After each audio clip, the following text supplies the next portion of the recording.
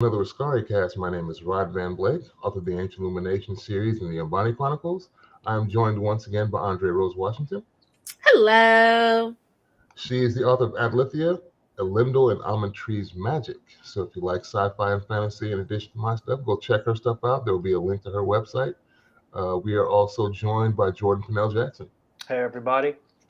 He's the graphic illustrator and creator of Eve of Insurrection, Eve of Reclamation. He also did the graphic novels for Ancient Illumination and the soon-to-be-released Embodied Chronicles comic, which we just finished. And he's also the artist on Arrow J. Knight's Jericho's Bane. Link to his stuff, his Shopify store, will also be available in the description of this episode.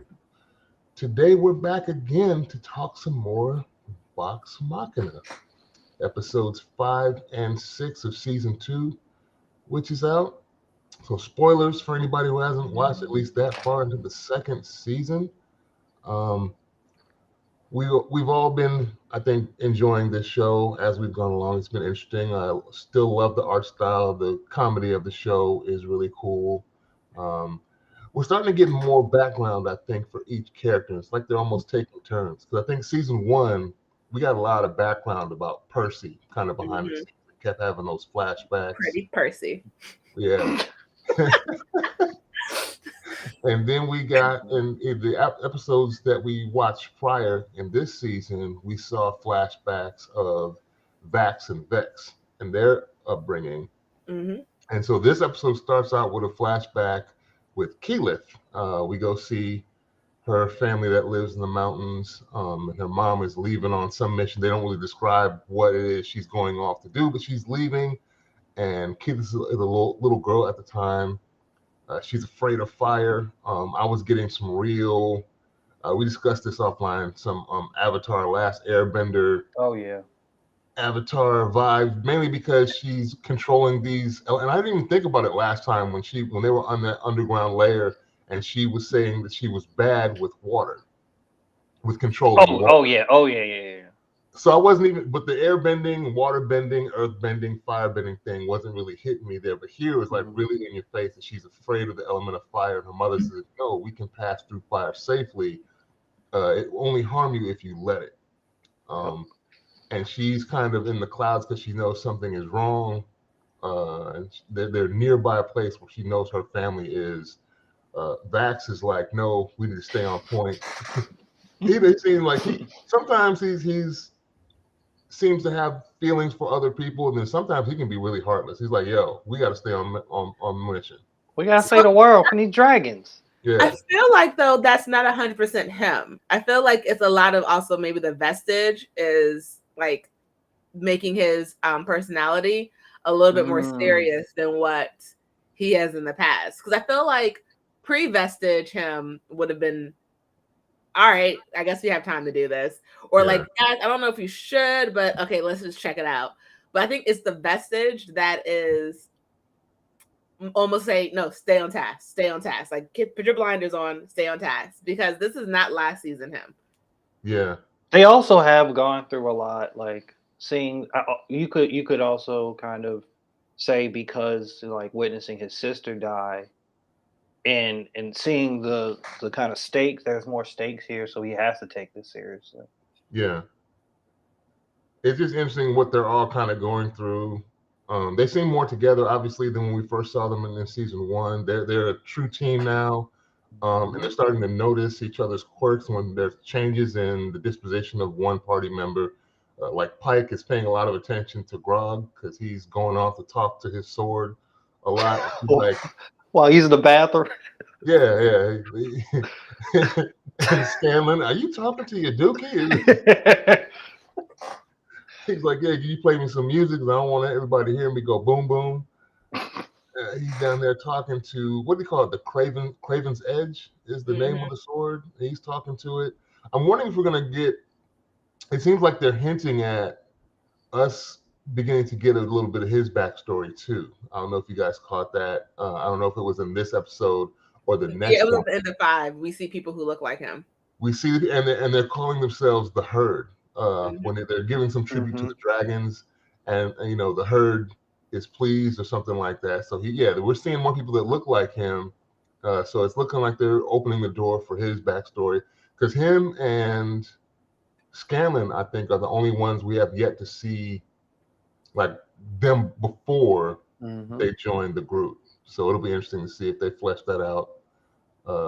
I think it's probably still doing well, so it should get another season at least. But we know how. Oh yeah, this show has I to ain't get worried a about season. that. I'm not worried about that. Yeah, Well, they have to get a you say season. that, but I tell you, a lot of seasons don't make it past two, mainly because the streaming services, the people that run them, don't believe that they can get new subscribers for season 3 and beyond. It's hard unless you're like super popular.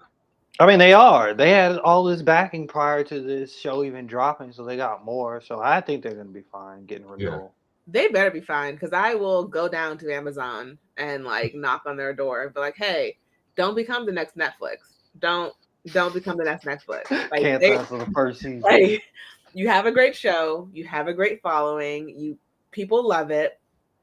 Don't worry about getting new subscribers. Worry about keeping your subscribers. Because if you that's have the the thing. show, That's It's a they're money trying to, making business, guys. yeah, they're it trying to is a keep, money they're making trying to keep business. Yeah. But subscribers. Netflix is losing a lot, because that's another conversation for another time, because people are canceling. So make sure you keep the bag, Amazon. Don't mess up your bag because you're like, oh, we'll bring something else in when you already have something we love. Yeah. So yeah, Keelan gets frustrated with Vax and decides she just turns herself into a bird and flies off into the mountains anyway to see what's going on. This before or after Scanlon hops on the little broom thing to see that there's something It's wrong. like right after that, because Scanlon sees the volcano, and then she like leaves. Yeah, then she bounces like, y'all ain't gonna listen to me. I need to make this stop, so I'm gonna make this stop. She just flies off, and eventually they make their way up there, and you find out that this fire dimension has been opened, I guess, by Thordax, wherever the fire-breathing dragon that's leading the conclave escaped from. That apparently the people that trapped him there, when he freed himself from that dimension, opened this rift and then destroyed whatever was holding it closed. So I know it's the Ashari are Keyless people, and I forget what the fire people's name is, but they're the ones in the mountain that's now in danger, that her people have gone to help, and both of them are in danger of being like wiped out by these dragons flying through this portal. It is very interesting because I know you guys were like, you definitely got Avatar: The Last Airbender, and I guess I didn't get it only because she's not like the last of her people.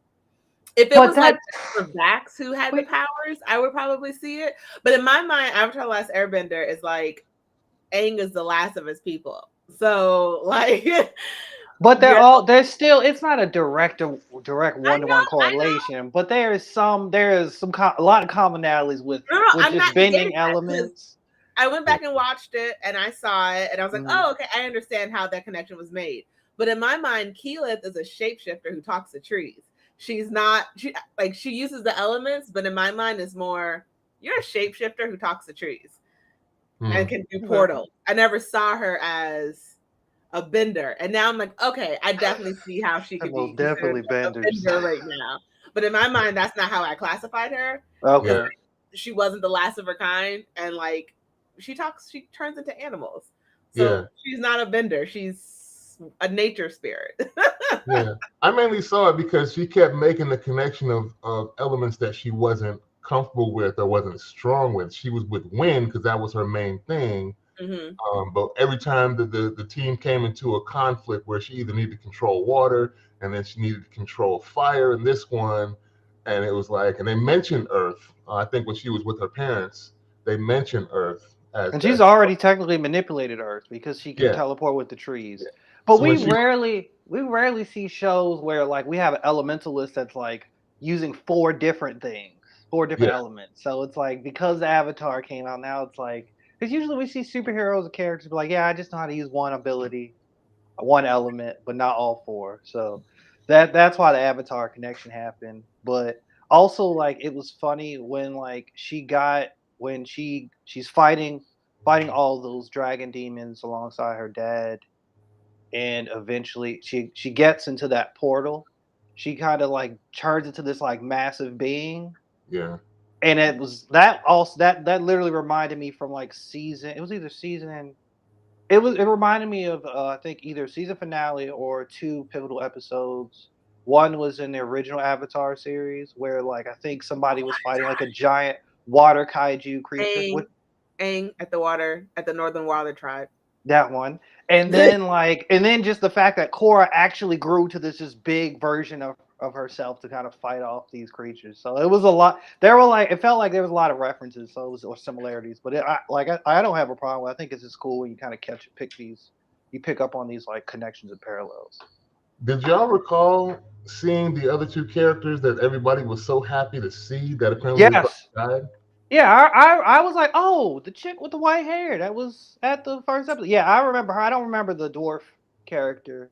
They were in the first episode. I feel like they were added into this episode willy nilly because ain't no way they survived in episode one. I saw the rock fall. I was like, they gotta be dead. But I was like, oh, I guess they survived in episode one. Like that just they teleported us away at the last minute. Just you two?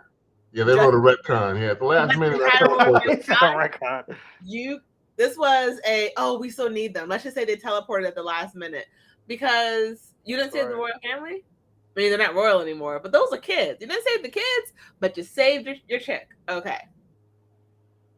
Yeah. That's what you we're gotta doing. do some time. Letting the kids die. Yeah, so they still don't tell us where Keela's mom's is because the pops is there helping the fire tribe or whoever the fire people are in the mountains, and they don't really mention. He does mention her, like you're strong, like your mama. You might even be stronger than your mama when she has doubts about whether she can help him close this portal off.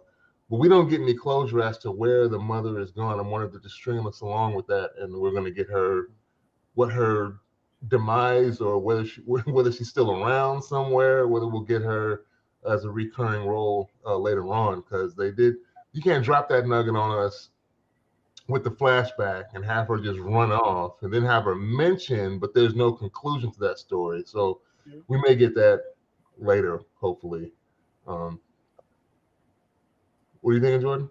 I said, yeah, hopefully. I'd like to see some way to work her back into the story because she's clearly the master of all the elements. She is our Aang. Her mom is Aang to me. But like, is she the only one? Apparently, Keela can do the same thing. So it's genetic. It's not just like you're special. Oh, the mom is special to me. Okay, I know that this is like I'm beating a dead horse. Like I'm just beating his corpse right now. I still don't like Vex.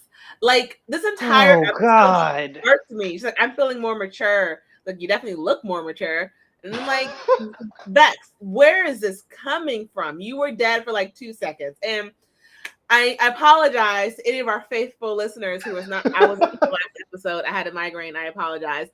But I was like, I was hating on her all episode, I think like 4 it was, or 3 or whatever. And I was like, oh, crap. Yes, I hate her. You're being such an annoying person. And then she dies. It's like, man, no, I can't hate her anymore because she died. And I was like, yes, I can hate you because you're being just annoying. You're being so annoying, Vex. And you're being rude. You wanted her death to humble her a little bit more? Yes. And instead, it did exact opposite. Nothing. It did nothing. It did nothing. I think that's a common thing, though, for characters. Once they've survived something crazy and they feel like they're untouchable at that point, like my ego. Let's be honest, her brother brought her back. Her brother is the reason she is alive, and she's acting like she did something. And it was like, your brother is the reason you are here. Like, you didn't do nothing. You should be humbled. And does she know that, though? He told her. He told her. I don't... He told her in episodes, like after she came back, he was like, I saw the link between us and the Raven Maiden was about to take you, and I begged her to take me instead. And then you came back. He told her she's alive because of him. Yeah. She may not see it as a sacrifice. Ungrateful. And we still don't know how he's we still don't know how he's going to have to pay the piper yet because it still hasn't been outlined what being the champion of the Mother of Ravens is going to be, like what duties that entails. Is he going to have to start escorting souls of the dead? This way, or sir. Something. He's going to have to fight on her behalf with somehow. a dagger. This way, sir. Let's open that door because there's 100 of them. Those dragons. Stab. filing up, Yeah. up to the pearly gates. Nope, not you. You go down to the pit of fire. You up. Yeah, we don't know what's going to happen. And Keyleth is now asking him, hey, maybe you should ask her for some help. And he's probably like, yo, I don't want to ask for no help because I don't know what that entails. And I don't even know if she'd listen to me. Mm-hmm. Like, what does this favor mean for me? Yeah. So that's going to be interesting that unfolds because we know something's going to happen with that. It's got to pay off in some way. So they have this was a little side mission. They had to stop and help the mountain people. And they do that. Go ahead.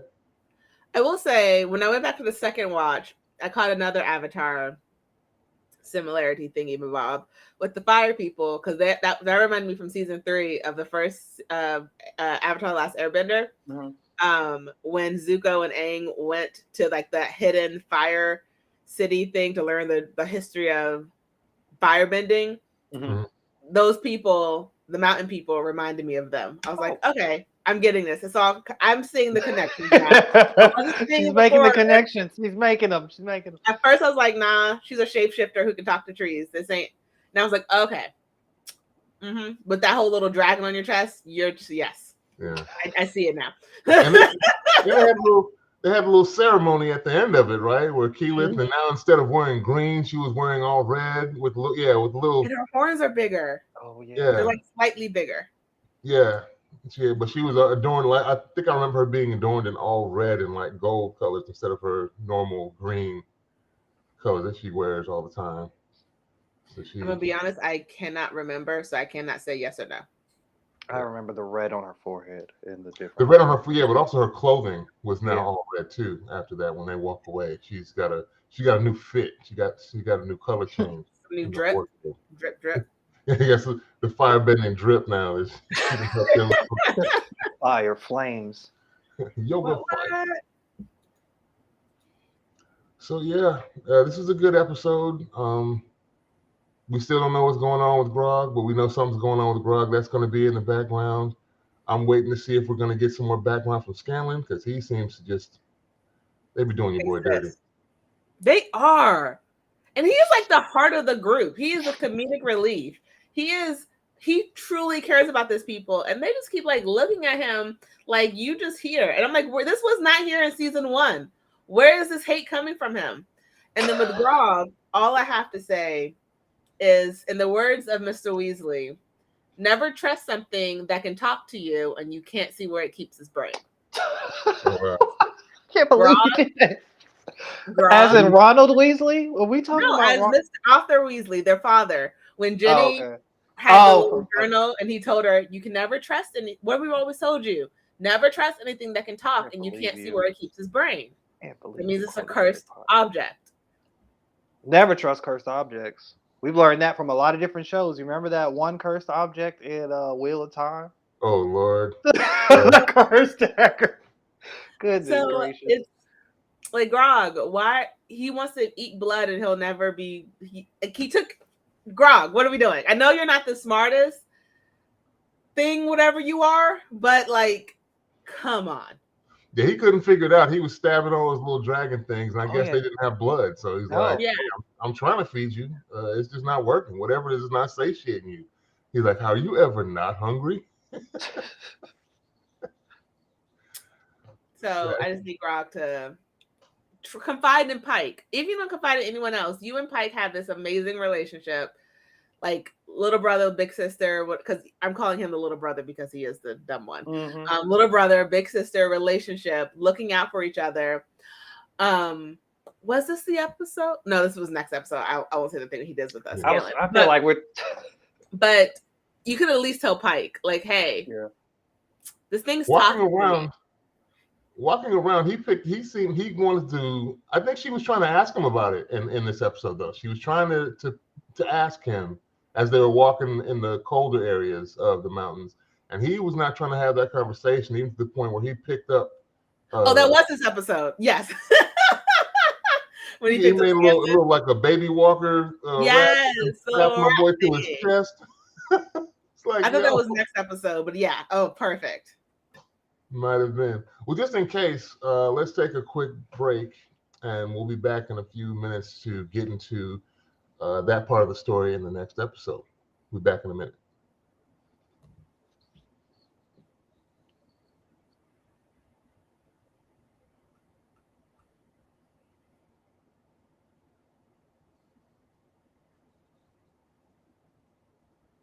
Welcome back to the second half of the Askari Cast. My name is Rod Van Blake, and I'm joined again by Jordan Pennell Jackson.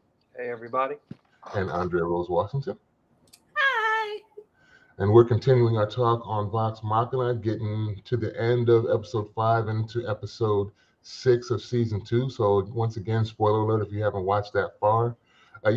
Pike is trying to ask about what's going on with him and the sword and why he's so intensely focused on it.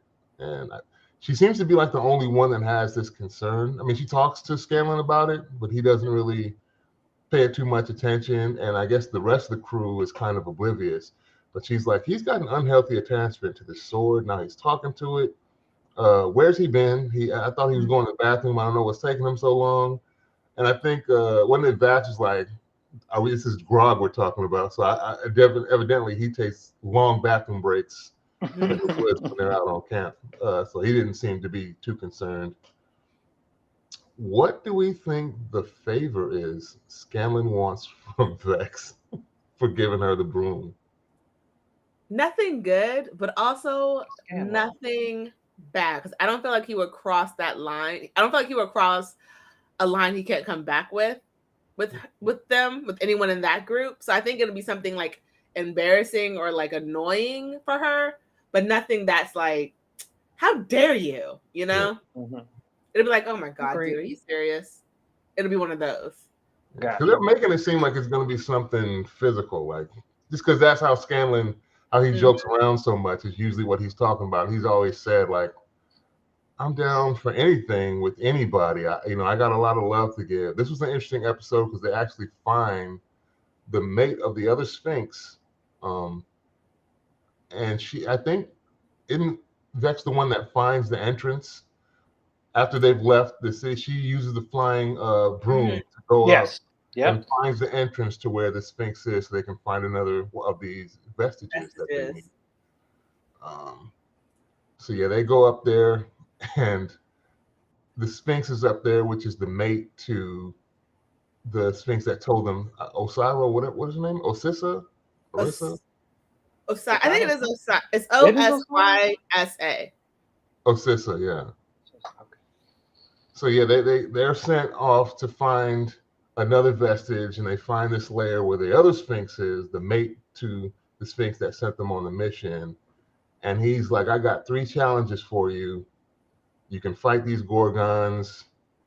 I forget what the other one is, and the last one, or you can do me harm. You can, I've never felt pain. You can wound me. If you wound me, I've never felt pain in all the millennia that I've been alive. So if you can do that one thing, I'll go ahead and show you where the other vestiges are that you can find. And they're all fighting over which one is going to go first. They choose the one to wound him. He sounds disappointed. He's like, those Gorgons have been spoiling for a fight for a long time. That's too bad that you chose to try and fight me. But he's got this little force field thing going. It's kind of cool. So that thing seemed OP. I was like, oh, they're not breaking through this. Yeah. There's a lot of action in this episode. And yeah, the disrespect that Scanlan gets is kind of almost reverberates through the episode of how this episode concludes, who's actually able to do the thing that they are setting out to do. Because we see they first choose bats to go up against the Sphinx, and he fails. And then we see they keep saying all the strongest members, and even when Scanlan is like, guys, there has to be another way of doing this. We can't we're not gonna win. And Pike just gives him this dirty ass look, and I'm like, hold up, Pike. He's literally trying to make sure you're not falling in a void forever. Yeah. That was what tripped me out. Was he'll be falling forever. I'm like, oh, unless you win. I'm like, oh. No, can you just maybe stop and think instead of just reacting first? I don't understand why they're giving him so much hate, because I don't remember this I even rewatched last season, to like make sure this wasn't all like they had the like little annoyances with Scanlan, but nothing to the extent of within season 1 and season 2, which was literally like 30 seconds in their world.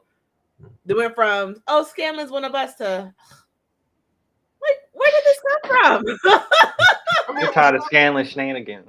It's kind of always been there because even I remember in season 1 when he's the one that like fixes things at Whitestone. Remember they're all like either trapped or something or knocked out of the fight. He's by himself running around Whitestone and fighting people behind the scenes.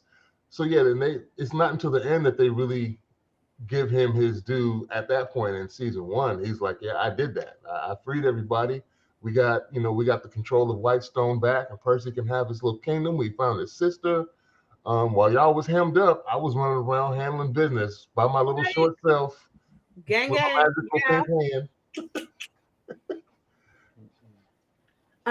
But I did like seeing that Scanlan was the one who solved it, and he solved it in such a beautiful way. That was hilarious. That was so hilarious. It was a musical. It was great. So I allowed it. I loved it. I was like, I allowed this musical moment. This worked. Yes. Because it was such a Hail Mary. He was like, I'm just gonna try the most off the wall. I'm just gonna try it. Like if it fails, he's gonna fall in the void forever. Or at least he'd be like, hey, I'll be your minstrel forever because like you like my singing. It was just like, I'm the weakest one of the group. Let me just try something out. And that was a really beautiful song for them to like sort of play a little love. And remember, people, I'm dead inside. I'm a little emotional today, but normally I'm dead inside.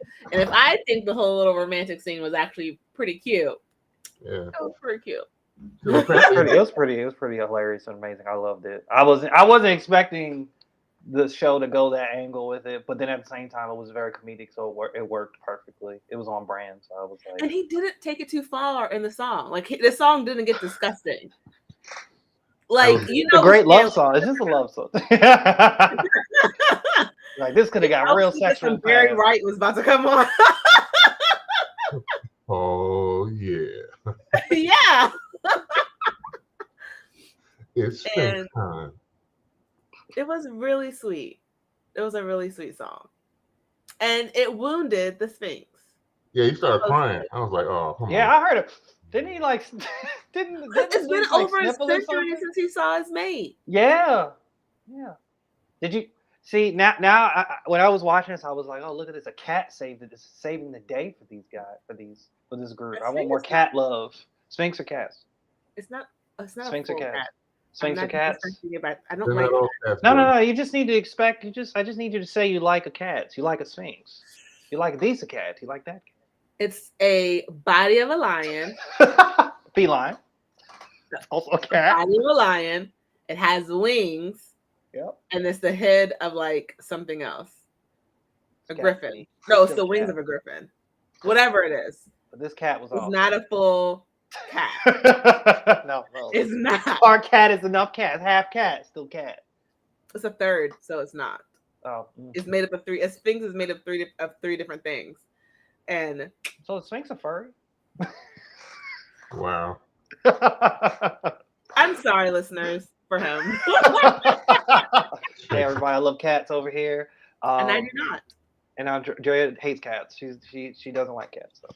I don't. Yeah. So they finally got that trial done, and he hands them this sword, apparently. And that was funny too when they realized he had fixed it. I guess they were done falling. And I don't know what they were trying to make like a rap song, something that rhymed, because it's like a love song back to a girl. Scanlan is sitting there with Cam. He's calling him Cammy now. Yeah, me and Cammy are tight. And they're trying to be wordsmith and find the words to some song. He gives them the vestige, which is it looks at first it's some huge sword. Apparently, it'll give him sight to see where the other vestiges are. So he's like, I'm not going to tell you where they are, but this talisman will tell you where they are. And at first it looked huge, and I guess it shrank down to be Scanlan size. Mm-hmm. And just as they're about to pull up and leave, this other, I guess the poison dragon popped up. I don't know. The acid rain dragon, whichever one. Yeah, he pulls up and starts fighting with Cammy and won't let them leave. destroys my boy's sanctuary. I didn't, but with the force field thing, I didn't see how he could beat the Sphinx. I didn't know acid broke the force fields, but we learned today. F that dragon. Yeah. I was. Oh, are we gonna also before we go further? We can talk about Grog's flashback, or not flashback, dream. His dream.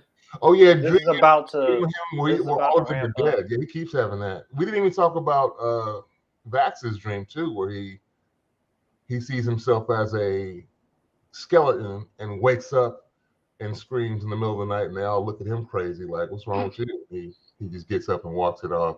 But yeah, Grog has his nightmare where he wakes up and everybody's dead, like the whole crew. Even Vax with the vestige on, he's like, got murked with the blood sword. And at that point, why do you not throw that thing as far as way? You got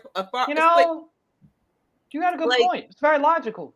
Makes sense. Like, you had a dream that you were a gladiator killing all these people. That's one thing. Like, you're in a gladiator situation. It's kill or be killed. But then you see all of your friends dead by your hand in the sword, with like holding the sword.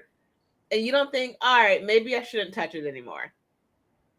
Like, Grog, I know you're not the brightest bulb in the pack, but you love your friends. Like, you love your friends. Why would you keep something that's showing you the vision of you killing them? He's probably addicted. Yeah, he's cursed and addicted. he gets a rush. He gets a rush every time he gets a thrill. He's chill, and it's probably like some type of drug to him. Oh, and in the dream, wanted to say he looked like Kratos. Another parallel. He really looked like Kratos. I mean, he looks like him now with that beard. With that beard, yeah. I was like, I'm seeing it more and more since you said it last week, Rod. I was like, yeah, he's really looking like Kratos, killing everybody with this blood sword. And speaking of Grog, the Sphinx, when he was fighting him, and like, you don't even know where your power come from. And Grog was like, wait, what did you say? And that ties back to that old guy from like season 2. Like, where's your power from? I know you want me to say like my whatever, but like my heart. He's like, wrong answer. So I think that is a very interesting breadcrumb to something bigger for Grog. I don't know if it's going to get answered this season, because right now, we have like 6 more episodes to go, and it could get answered, but I just don't know if it's going to be answered this season. But I want to know where his power comes from. If it's not this one ended up really crazy, because it was almost like he was addicted to fighting the dragon at that point, though. When everything was going crazy, Scanlan almost got killed before Cammy saved him from being snatched up by the dragon. And Grog is just not going to let it go. He's going to keep fighting. He's slashing. Stabs Pike. After Scanlan, I was like, what? Yeah. Is this, y'all think this is going to be a permadeath thing? Because this will be the second death we witness of one of the members of the group. She can't die, though. Like, she's one of the main of the... Now, if it was like someone we got introduced to, like, this is Pike's like, hey, this is my best friend from growing up. Oh no, she's dead. Like, I would believe that to be a permadeath, but not one of the main crew. You think all the crews got plot armor? I don't like that. Now, they have plot armor. I don't like it. Right now. I don't like it. Not forever. Somebody has to die. There has to be a consequence. They can't do what they did with Vex. Like, come on now. I mean, they can get Vex back, and I'll be okay with that. Oh my god. Pike is great, but Pike is awesome. We can't keep doing this, like playing with my emotions like this. Like, we dealt with Vex, and now Pike is trying to stop Grog from going, going full blood berserker mode, and it results in her getting stabbed up. Like, come on, like I don't want her to die. I'm gonna be sad if she's actually dead, but at the same time, it needs to be like a consequence. So I'm like, and we don't even know where they are at the end. What's up with Keyleth? She was unsure about everything, and now she can just draw triangles in the ground and then automatically teleport. Where did she get that ability from? I was very kind of confused. Walking through the other plane somehow, I guess. She walked back and forth now. She can. That reminded me of the Bifrost. That's what that made me think of. But see, the thing is, the thing with Keyleth is that she theoretically knows how to do all of these things, but doesn't have the belief that she can. And so, like, I feel like, because every time we've seen that she can do portals to the trees. We see that she shapeshifts. We see that she has all this like magical power, but it's like she has no belief in herself. She's very insecure, and so that's why all of her things keep going wrong, is because like she doesn't believe that she can actually do it. And it's like, girl, I'm gonna need you to get some self-esteem ASAP, because if you can port us to another dimension, I'm gonna need you to know how to do that and not to do it like, I think I'm doing the right thing, because I don't want to be ripped in half going to the wrong, like getting split up between two different dimensions because you are afraid of trying. See, that's the only thing I really can criticize the show for. I mean, I like the characters, I like the action, the art is nice, the comedy is cool, the blend of everything is perfect. But with fantasy, you really have to stick to your rules once established. And with her, they seem to be ever evolving. So you can't really keep track of what should be happening and what shouldn't. She seems to be the proverbial, the genie gives you 3 wishes, and she's always giving this 4th wish when it's convenient to keep things moving.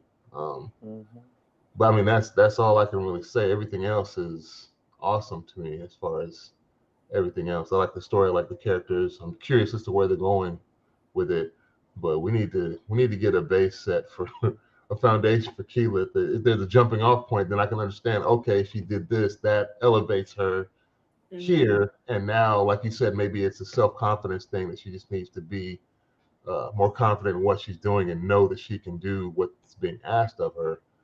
I guess because they give us a few times where she fails at first, and then when it really counts, then all of a sudden she's successful. So that seems to be the ongoing thing with her. But sometimes it's just like she's getting these new abilities. Because like you said, the teleporter thing was from like these little mini world trees, and she has to know exactly where that tree is. But this time, there is no tree. She just draws some runes in a triangle on the ground, puts her staff on the ground, tells everybody, hey, you need to get your butts over here. Slams on the ground, it lights up, and all of a sudden they found themselves in the land of the Fae, which we didn't even talk about. That is, initially the vision comes from Scanlan once he gets the vestige, finding out where this bow is. Obviously, I don't know which one of y'all said it, but yeah, it looks like each member of the party is going to get their own vestige. So obviously, That's what I wanted. So that is, the bow obviously is going to be for Vex, and I think he even mentions it. He's like, Vex is a badass bow. You might want to keep out. So yeah, I guess they're going to go there and get. I wonder, because Scanlan saw where the next vestige was, because in the end of the episode, the dragon obviously I think leaves off with the sword that they got. But since they already know where the next one is, it's not like he can stop them from going to get it. I guess the conflict is now that someone else knows where you're going. And he knows where, theoretically, if he can use it, he's going to know where the other vestiges are as well, because he can just use the sea. But I don't know that's a question to ask. Does Scanlan now know? Did he see just that one vision? Was that the only one he saw? Or does he also now know where the other 4 or 5 talisman are, so they can just continue to go on their own without the sword?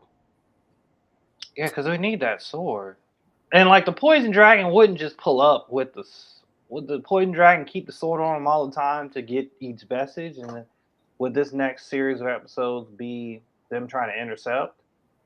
Yeah, because he's now saying, because he has that, I think as he flies off, the Chroma Conclave can't be stopped now, because I guess they're gonna start collecting these vestiges now. But Scanlan sees 2 vestiges in 2 separate spots. So he saw the bow, and then he saw the gauntlet, and that's when Grog was like, no need to talk about that. Doesn't What's her face have the gauntlet? Does What's her face have the gauntlet? No, it was one of Grog's people. Yeah, it's one of Grog's people. So you remember? I don't know if it was the end of episode 5. No, was that in episode 5 where they show Grog's people and then they show I assume homegirl. I assume that's the scientist. Yeah, with the one arm that With she's the got some with arm, mechanical arm now. she has the. I think I feel feeling that was her with the gauntlet. No, No, it was one of Grog's. That was Grog's it. It was people. one of Grog's people. Oh, Yeah, okay. So one of she's Grog's just people leading them. has it. Yeah, he has the gauntlet, and then she walks up. She's with those same people though. Oh, okay. That's why I connected it to. Because it looks like they're all similar. paying tribute to the conclave by just gathering more and more treasure for these avaricious dragons that want gold and treasure. And he's like, right, they go. y'all gonna keep paying, basically. Go ahead. And we also see that one of the people, they don't want us keep they don't want to keep paying tribute because he says we're paying tribute for now. Yeah. So that could be an end for a later season for like, or a later episode for like Grog, like, hey, help us betray these people. Give me that gauntlet. Or they may have to. It'll be another side job to go and rescue his own people. That now he gets to reconnect. Just like they saved the fire wielding elves up in the mountains from them, so now they have to do the same thing. And Grog's going to be like, "Hey, we need to make this detour, save my people over here." And of course, they're going to run into the scientist or doctor from Whitestone that they had thought they had killed, and she ends up. So it's going to be a whole bunch of plot that they can tie into this coming up. I'm very excited to see what happens. I really love this show. It's just so enjoyable. Where the hell is Pike? Where and Grog? Where did they go? Yeah, what dimension are they in? Did they not make it to the other dimension? Are they on the normal plane? Or are they somewhere else? Don't know. I initially thought that I was thinking like, what if because what is the kind of religion that she follows? What is something about the light? Something light. Yeah. I was for a second because I had this interesting thought, like, what if because like they were traveling in this kind of Bifrost interdimensional type thing, and like what if because she's dying, like she gets like because she's dying, she might have to go back to like wherever the spiritual place was or church was. I was just rambling with ideas. But I really it'd be perfect because they could heal her. That too, yeah, that's what I'm saying. That too, but like they detect one of their own is dead, so maybe or dying, so maybe they can help her. So I don't know. Maybe they can cure Grog of his addiction. Yeah, he needs some help. Can I get him some help? Separate him from that heroin sword for and maybe give Vex a personality. Oh my gosh! Exchange. Wizard of Oz episode. If I only had a brain and someone needs heart. If only she had a personality that wasn't so annoying. Well, thank y'all once again for chopping it up with me about this. Thank you for the one or two listeners we had pop in on the live. We will be uploading the audio to Anchor, and Anchor will distribute it to Google Play, Spotify, iTunes, and all other places you can listen to podcasts. Don't forget to check out Trekkie and Beyond. A Star Trek podcast. And that is it. We will talk to you all next week. Peace.